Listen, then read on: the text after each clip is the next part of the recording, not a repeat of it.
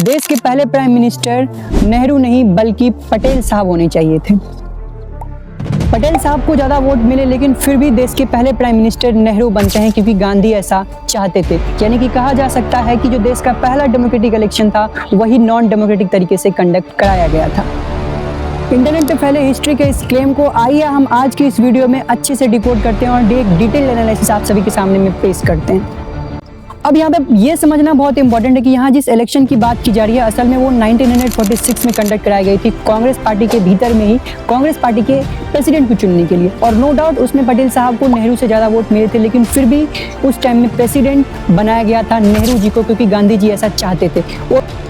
Election में पटेल साहब की जीत होने के बावजूद भी गांधी के द्वारा नेहरू को प्रेसिडेंट बनाए जाने का विजन ये था कि उस टाइम में देश को और कांग्रेस पार्टी को दोनों को ही एक स्ट्रॉन्ग फाइनेंशियल हेल्प की जरूरत थी। और वो स्ट्रॉन्ग फाइनेंशियल हेल्प उस टाइम में देश को सिर्फ और सिर्फ नेहरू ही दे सकते थे, क्योंकि उस समय में भी उनकी कुल संपत्ति लगभग 102 करोड़ के आसपास थी।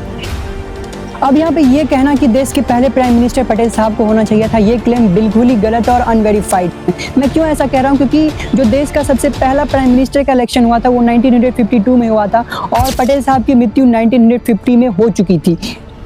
और 1952 में जो पहली डेमोक्रेटिक इलेक्शन कंडक्ट की गई थी इंडियन प्राइम मिनिस्टर को चूज करने के लिए, उसमें लोगों ने बढ़ चढ़कर के हिस्सा लिया था और लगभग 67% जनता ने इसमें वोट किया था।